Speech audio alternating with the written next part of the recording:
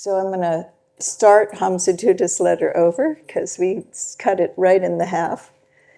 Jump right in. We're going to have the exciting part where we're entering into Srila Prabhupada's pastimes in London. And if we get far enough, he'll even meet the Beatles. So it's quite an exciting. I'm actually veering around. I brought in Mukunda Maharaj's book, and next week I'll be bringing in Guru Das's book. So we stay on the subject because it was huge. It was a really huge time. Prabhupada had sent Mukunda Maharaj and Janaki to San Francisco, and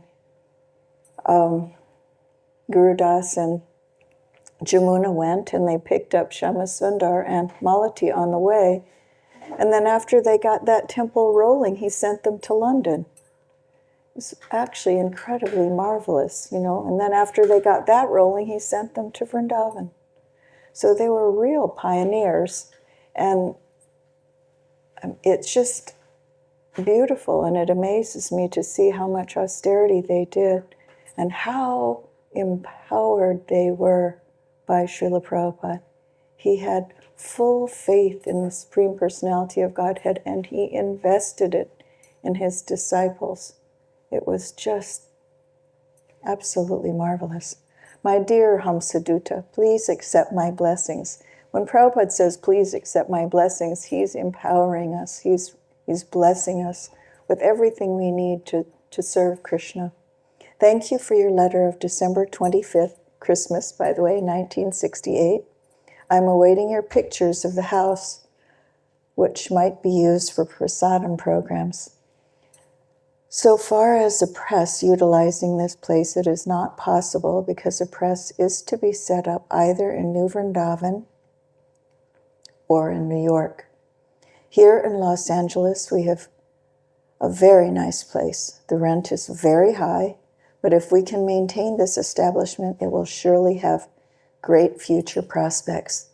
I'm glad to know that you now have a nice apartment. Live comfortable there and try to improve the temple conditions to your best capacity. If there will be an opportunity to purchase the new house you have found, try your best for this. I thank you so much for having nicely appreciated the Bhagavad-Gita as it is. This book should be read by all my students at least one chapter per day, and in Kirtan class, it should be discussed sloka after shloka. Practically, we have tried to explain in this book all of the basic principles of Krishna consciousness. If you can simply cram Bhagavad-Gita, then you will surely become a very good preacher. Next January, there will be an examination on this Bhagavad-Gita.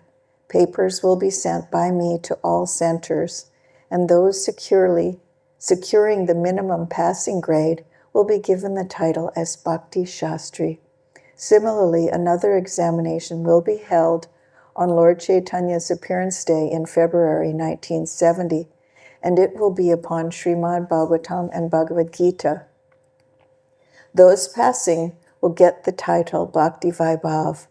Another examination will be held sometime in 1971 on the 4 books, Bhagavad-Gita, Srimad Bhagavatam, Teachings of Lord Chaitanya, and the Nectar of Devotion.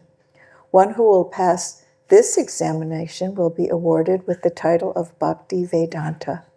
I want that all my spiritual sons and daughters will inherit this title of Bhakti Vedanta so that the family transcendental diploma will continue through the generations. Just see how Srila Prabhupada, how kind and merciful, and how much he's investing himself into his devotees. Those possessing the title of Bhakti Vedanta will be allowed to initiate disciples. Maybe by 1975, all of my disciples will be allowed to initiate and increase the number of generations. Aha! That is my program. So that we should not simply publish these books for reading by outsiders, But our students, must be very well versed in all our books so that we can be prepared to defeat all opposing parties in the matter of self-realization. I would like to mention that in those early days, we had 3 classes every day. First we had the Srimad Bhagavatam class in the morning, and we had Bhagavad-Gita class at night, but whatever the latest book was, like if it was Isha Upanishad or Nectar of Devotion, whatever was just coming out, that was the book. That was our 3rd midday class. We studied. Prabhupada was teaching us, and each chapter would come out of Bhagavatam. We would get these advanced chapters, one at a time. And we felt we were even getting mimeograph sheets, not even Xerox. It wasn't even Xerox yet. It was mimeograph. We were getting these, and we felt like we were stealing nectar when they would come to us, and we would be reading these little sheets. But when you think about the Goswamis, I had read about Srila Bhaktivinoda Thakur. He was seeking some information about Lord Chaitanya. He'd heard about Lord Chaitanya, and it took him 12 years to get a copy of Chaitanya Bhagavat. And we slightly had that feeling, because as Prabhupada would come out with something new and we got it, we were all excited. Each little thing, these nectar streams that were coming at us, we would be so happy to hear from Srila Prabhupada, the latest nectar. But we're inundated. And sometimes if you take a fire and you throw too much gas on it, you put it out. We're spoiled actually now. And we have to let that devotional, the Shabda Brahman come in. We need to expose ourselves to the Prabhupada's Shabda Brahman, his books, as much as possible. The teachings of Prabhupada he said, what is more important, Bopu or Bani? He asked Govindadasi this directly. He said, you're too attached to my form. You should be so attached to my instructions. So this is Prabhupada. He corrects us. He balances us. So he says, please keep me informed of the progress of the Prasadam program. I hope this finds you in good health. Your ever well-wisher, A.C. Bhaktivedanta Swami. P.S. Offer my blessings to Srimati Hemavati, my beloved daughter. Hare Krishna. When Prabhupada said that his disciples would become happy by serving Krishna, he spoke from his own deep realization of that ecstasy. Whenever he installed a deity in one of the temples, his ecstasy was greater than that of any of his disciples. At the Rath Yatra festivals in Golden Gate Park, or any public preaching function, he was the most enlivened. He, more than any of his disciples, wanted the public to come and chant and dance in the temple and see the deity of Krishna. And when they did, he was the most pleased. In that regard, in Hawaii, we had it was like a little tiny kutir, a spot for Srila Prabhupada to sit under the banyan tree and watch the plays. And Sudama and company, they did Kali, they did all these elaborate dramatic productions. And we would watch Prabhupada watch the productions because he was so like a child, he relished the presentation of Krishna consciousness in the form of the drama so much that we just watched him and got so much from his responses to the drama. So it's saying here that he enjoyed more the installation of the deity and all of these things than we did, and we would enjoy his pleasure. So nor was Prabhupada aloof from the details of temple management, the cost of things, how the devotees were being received in public, how each disciple was advancing. Although his disciples saw him as the most exalted Vaishnava, an intimate associate of Lord Krishna, they knew he was always available to guide them in their services. He was their leader, but he was with them. He was far above them, but he remained close to them.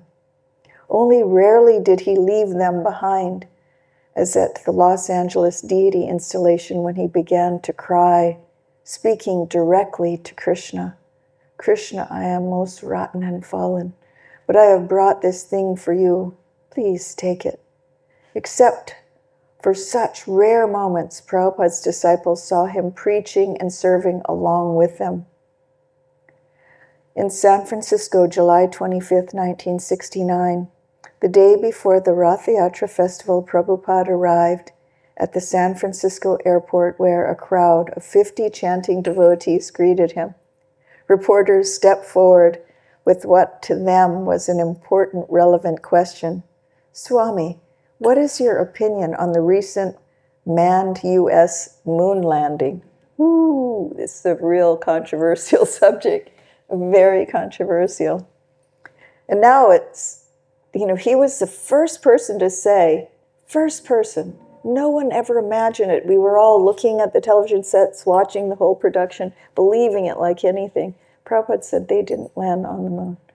And now it's understood. They've done whole evaluations and it's mainstream. But at the time, he was the first to reveal it. Shall I flatter you or tell you the truth, he said. Prabhupada asked.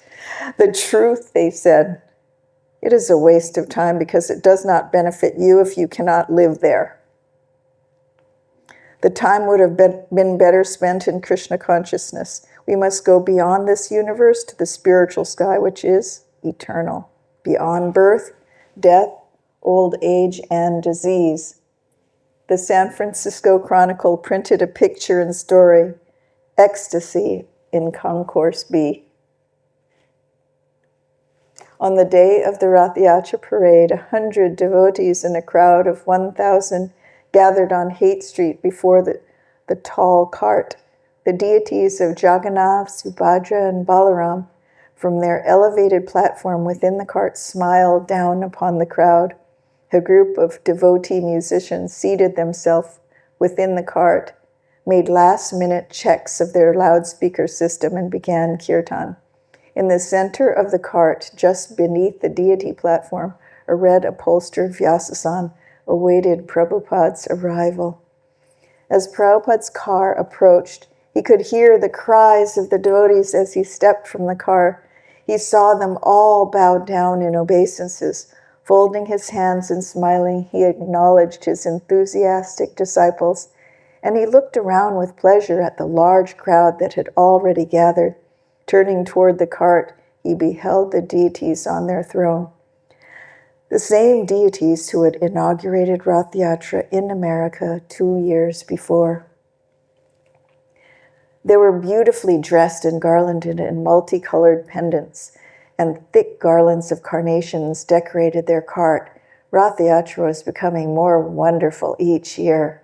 Prabhupada bowed down before Jagannath, Subhadra, and Balaram, and his disciples all bowed with him. As Prabhupada took his seat on the cart, the kirtan began again, and the cart, pulled with 2 long ropes by dozens of men and women, slowly began to move forward. Buckets of burning frankincense poured aromatic clouds from the deity's platform above Prabhupada's head, as slowly the cart moved along the road to the park. How many people are behind us? Prabhupada asked, turning to Tamal Krishna, who rode beside him on the cart and had been leading the kirtan. Tamal Krishna climbed back and surveyed the crowd as far as he could see. 5,000. Wow.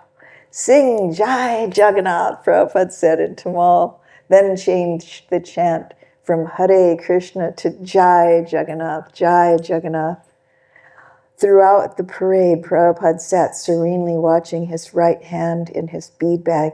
The large crowd consisted mostly of young hippies, but also included businessmen dressed in suits and ties, elderly persons with their grandchildren and families, and a few stray dogs, a mixed Sunday crowd.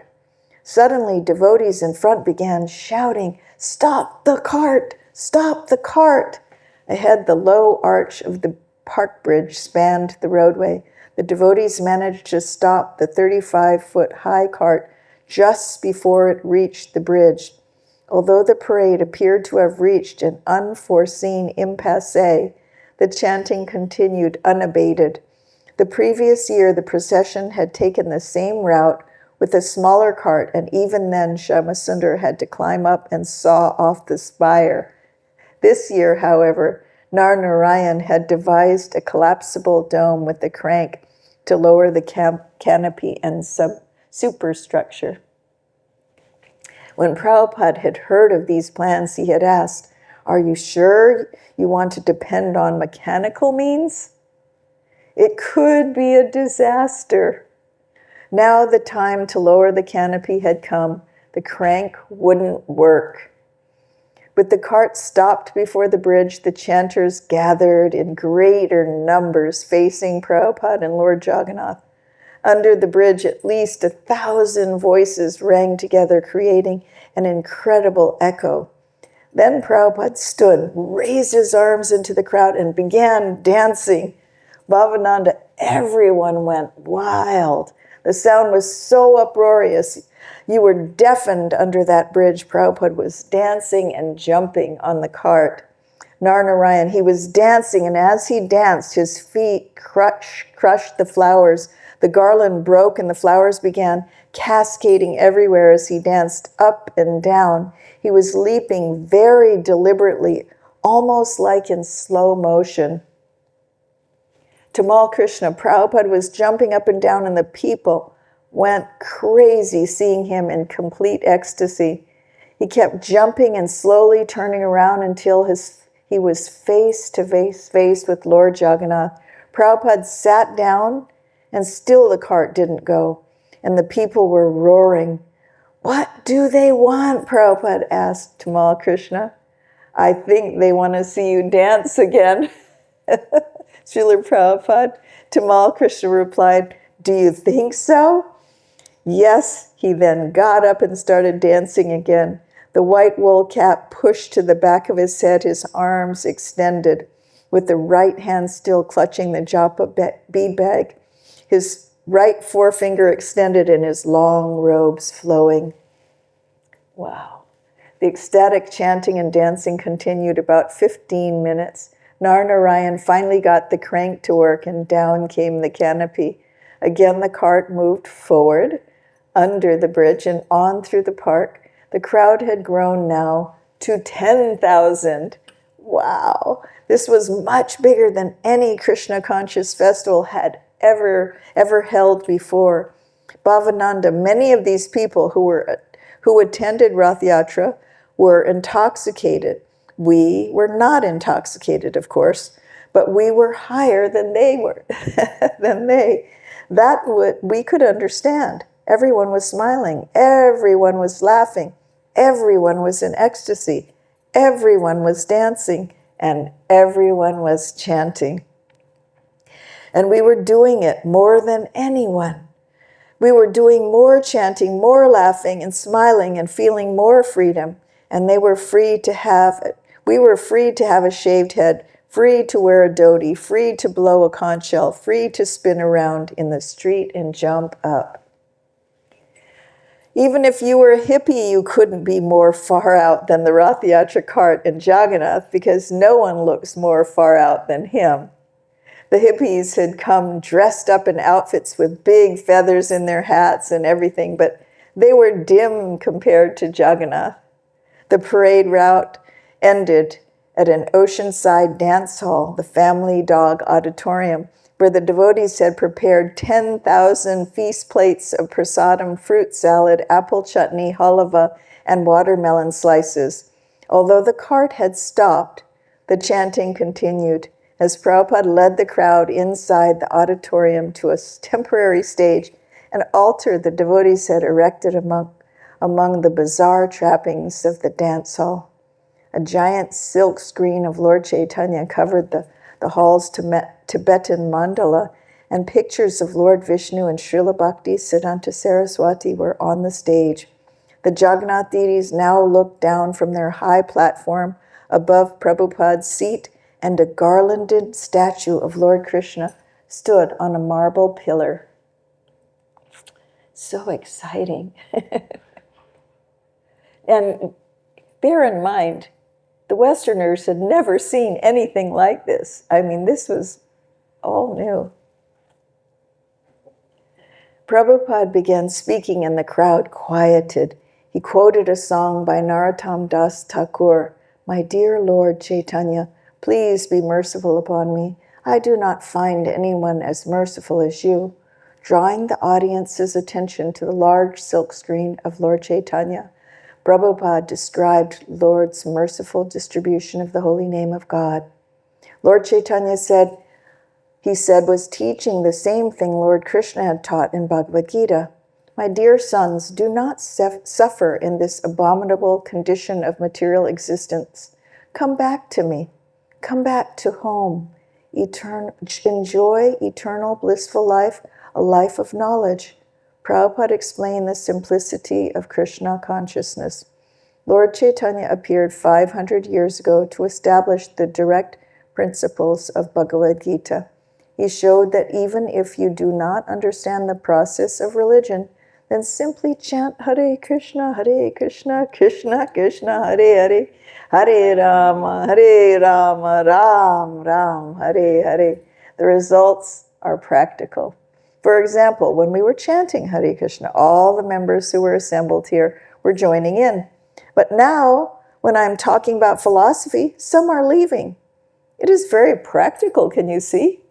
Just see, because Hare Krishna is all attractive. The Hare Krishna mantra is so enchanting that anyone in any condition can take part in it. And if he continues to chant, gradually he will develop his dormant love of God. It is very simple. We are requesting everyone to chant the Hare Krishna mantra and take prasad. When you are tired of chanting, the prasad is ready. You can immediately take prasad. And if you dance, then all bodily exercise is Krishna-sized. And it's even pranayam. When you're singing vehemently, you're doing a lot of pranayam and yogic. It's Krishna-sized. And all of the attempts of the yoga process are attained by this simple process. So chant, dance, take prasadam. Even if you do not at first hear this philosophy, it will act and you will be elevated to the highest platform of perfection. And this is where I go into Mukunda Maharaj's book. We're gonna dwell in this area and take it from the different Hare Griva, Mukunda Maharaj,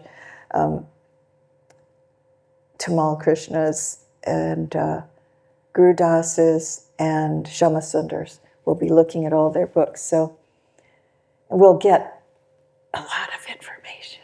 It's really wonderful. So Mukunda Maharaj's book is Miracle on 22nd Street, Chapter 24, In Transit to England. August 1968. The Haight-Ashbury phenomenon came and went like a thunderstorm on a hot summer day. Shortly after the summer of love, the oracle folded, and there were drug-related murders, street rioting, and subsequent police infiltration. It was as though the peace and love veneer of hippiedom had been stripped away to reveal an ugly, festering underbelly of drug dealing, addiction, and prostitution.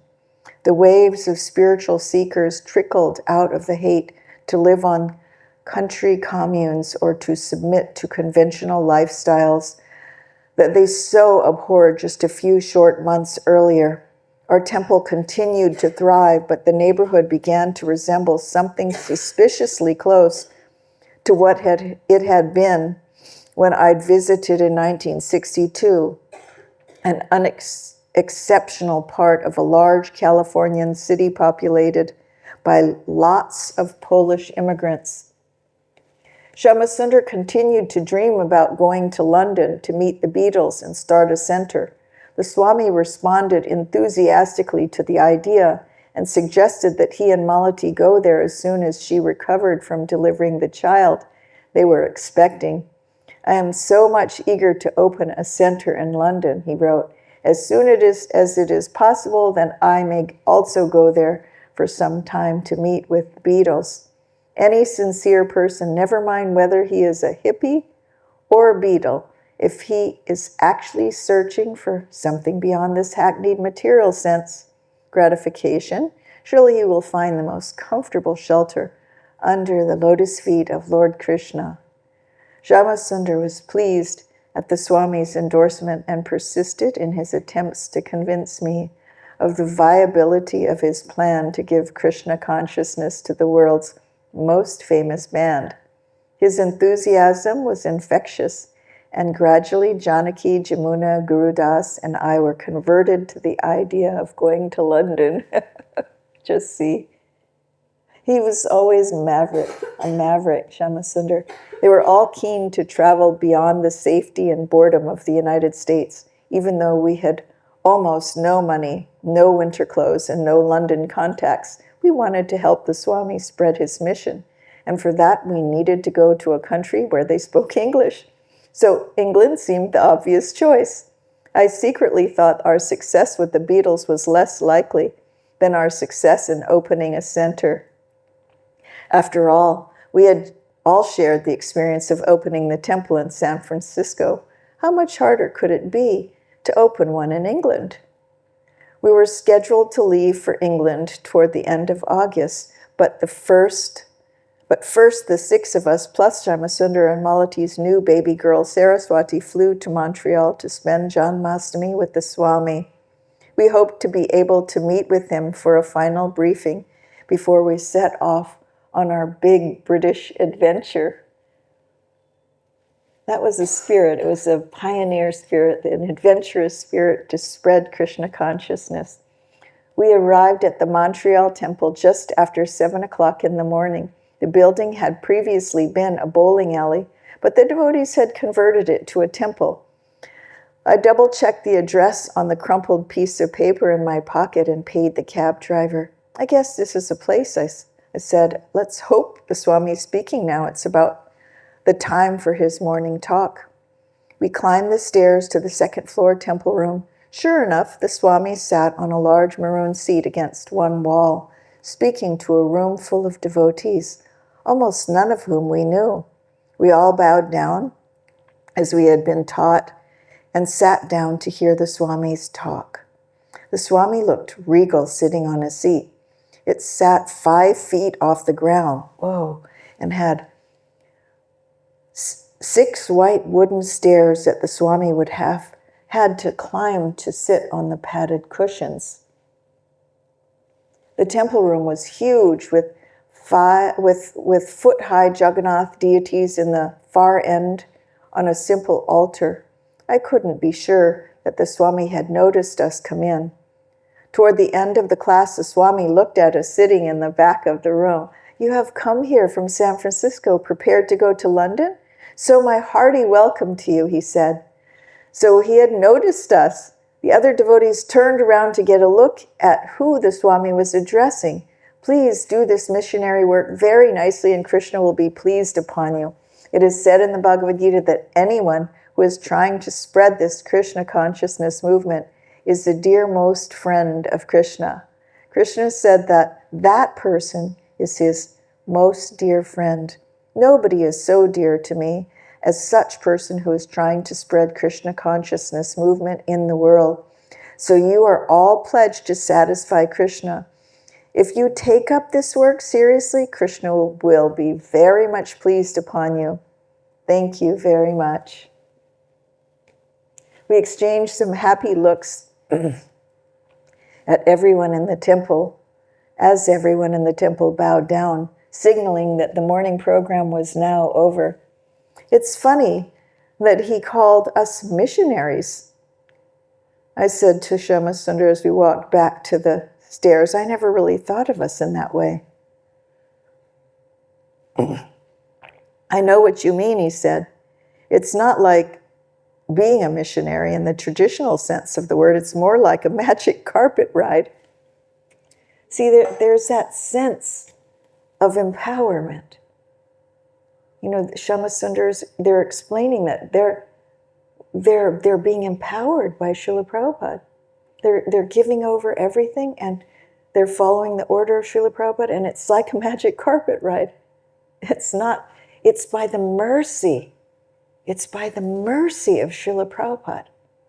That's a real serious point, that it's Prabhupada's adhikar, that it's Prabhupada's mercy. And we just were on that magic carpet ride. We were on for that ride because Prabhupada empowered us.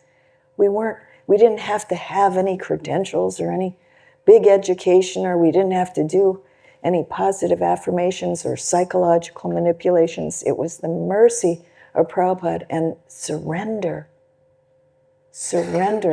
and a magic carpet ride. The Swami was staying in an apartment building a few blocks from the temple. That afternoon, I decided to walk past the building. I knew the Swami would want to see us eventually, so I thought at least one of us should know where it is. It was a hot, claustrophobic afternoon in Montreal, suffocating without a breath of wind. I was tired and slightly headachy from the flight. Usually I loved the heat, but today it wasn't helping my fatigued condition. As I trudged down the street, I saw a knot of people outside a building. And as I got closer, I saw they were devotees. Well, that had to be the Swami's building, I thought, and I turned to walk back to the temple. I looked back at the group, and on second thought, I decided to go and see what they were doing loitering around the sidewalk.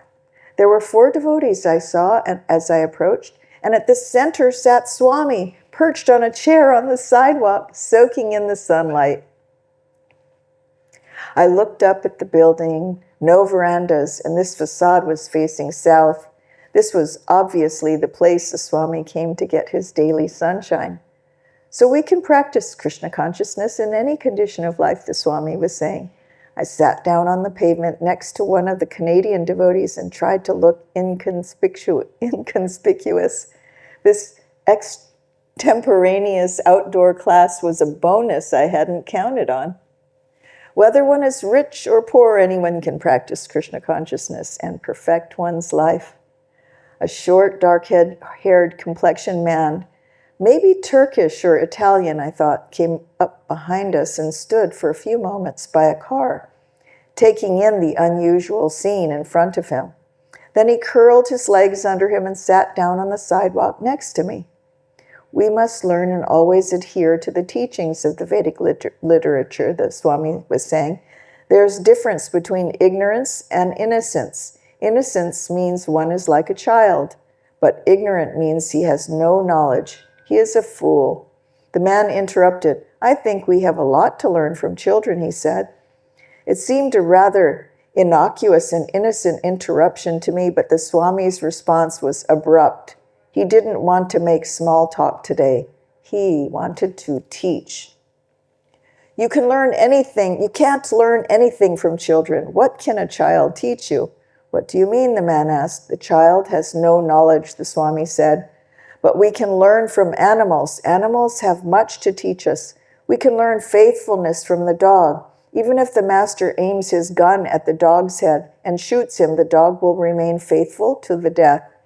I realized right away that the Swami was playing a philosophical debating game with this man, as he often did with his students. The stranger seemed interested and listened for a while, but he didn't offer any further comment. The conversation veered in another direction, and after a few minutes the man got up and went on his way. It was almost as if the Swami was aiming his discourse solely at the devotees. It was still a couple of days until Janmashtami festival, so the 6 of us busied ourselves with organizing the final details of our trip. We had booked the cheapest possible route to England, a convoluted journey with Luftleiter, the Icelandic airline, which went from New York to Luxembourg via Reykjavik. Can you say that? Reykjavik. Reykjavik, the capital of Iceland. Very good. Yeah, I even got a passenger ticket off mine. I mean, I remember I'd heard about, they even got on an airplane, it was like a cargo plane. The devotees would take any inconvenience, to to follow Srila Prabhupada. It was a great adventure, a great adventure. We discovered that in order to get into England, each couple should have about 4,000 pounds for maintenance. There was no way each of us could come up with that kind of cash, but between us we could cover 2 people. So we came up with a plan where we would pool our money and travel 1 couple at a time to London. Each couple would present the required amount at the border, and then we would wire the same money back to the next couple, who would repeat the process. It's like tag teaming in. Over the next few days, I noticed a young Indian man who came to the temple punctually at noon to pay his respects to Krishna.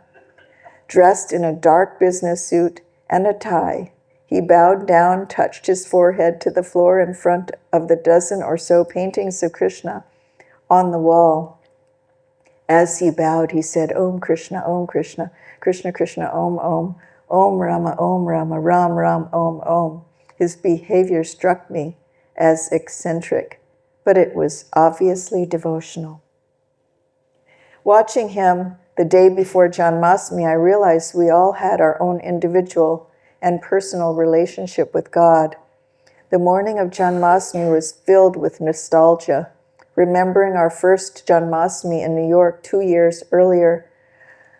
As I sat and listened to the Swami speak in the Montreal temple room, I looked around at all the new devotees' faces and thought how different this celebration was to that first festival. Not only were there more people, there were more committed people who were dedicated to helping Swami spread Krishna consciousness. I took in the paintings on the walls, the large temple room, and the Swami's beautiful seat. This all served as evidence to me that the seeds the Swami had planted were flowering. I knew, of course, that the movement had grown dramatically, but now I felt as if I was seeing it for myself. We were all celebrating the birth of Lord Krishna in another country, but for me, this day was also about celebrating the Swami's achievements. The format of the Janmashtami observation was to be the same as New York. One had been fasting all day, chanting with instruments, listening to the Swami speak and chanting individually on our beads.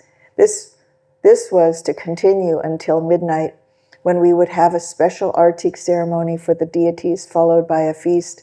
But as in New York, there was an initiation ceremony with many new devotees receiving their beads and Sanskrit names from the Swami. The 6 of us were awarded second initiation, Brahman initiation, which I remembered the Swami mentioning at my first initiation ceremony. He gave us a sacred mantra, which he called Gayatri, and which he had said we should memorize and chant 3 times a day at sunrise, noon, and sunset. The Swami stayed in the temple room with everyone for a good part of the day, chanting with us and speaking about Krishna. God's senses, Krishna's senses, are not limited, he said. Just like I can see with my eyes, but Krishna can also eat with his eyes. He is within your heart. He is everywhere, so he can appear from everywhere, just like the sun rises from the eastern side. It does not mean that the eastern side is the mother of the sun. We simply see that the sun is rising from the eastern side. In this way, if we try to understand the truth, then we can understand what is God. Superficially, if we try to understand by our experimental knowledge, then it is not possible to understand God. Of course, this Janmashtami celebration was observed by all Hindus, irrespective of becoming Krishna followers or not. This ceremony is observed in India in every home. Just like your Western countries, the Christmas is observed in every home. Similarly, Janmashtami is observed in every home today. It is a great ceremonial day. So today we should offer prayers to Krishna. The other religious sects, just like the Christians, they offer prayers. The Mohammedans, they offer prayers. So prayer and offering prayer is also one of the items of bhakti devotion. So I shall invite all of you today to speak about Krishna. He said, My heart sunk. This was a trip down memory lane. At this time, I was pretty sure I wouldn't be able to get out of it. The Swami was looking around the room. So I shall request Janardhan to speak something about his realization of Krishna. Inside, I shut out whatever Janardhan was saying so I could mentally prepare my speech. When I found an old receipt in my wallet, I jotted down a few ideas with the leaky red pen that I found in my pocket. My face felt hot. I glanced over my shoulder and saw the room was full of people, devotees, interested Canadian guests, and many Indian-born Hindus. So we should try to chant Hare Krishna as much as we can, Janardhan was concluding. I guess that's my main realization, Hare Krishna. The Swami nodded at him and asked a young Texan devotee, Gaur-Sundar, to speak. Then Yamuna, then Janaki. The devotee spoke lofty philosophy, borrowing from many of the Swami's phrases. I was surprised that they sounded so elevated, so eloquent, so persuasive, despite being relative newcomers. I could imagine them speaking with any professor, any philosopher, any penetrating intellectual. My confidence was dwindling. Whatever I said was going to be redundant and anticlimactic. Let him speak, the Swami said, turning in my direction, Mukunda. I cleared my throat and looked out at the darkening sky, my face burning.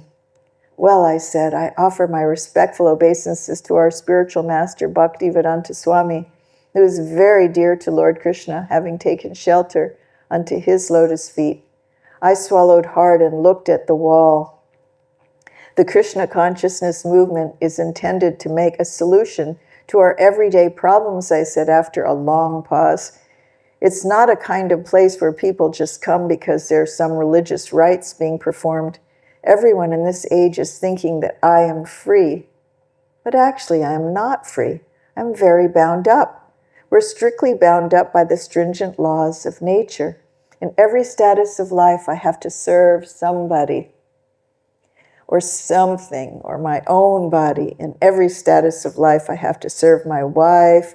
I have to serve my children. I have to serve my pet. I have to serve my work, my boss, my associates. I heard myself repeating phrases I'd heard the Swami use. Bound up, stringent, status, and serve were not words that I use, not in public speaking, not in writing, and certainly not in casual conversation.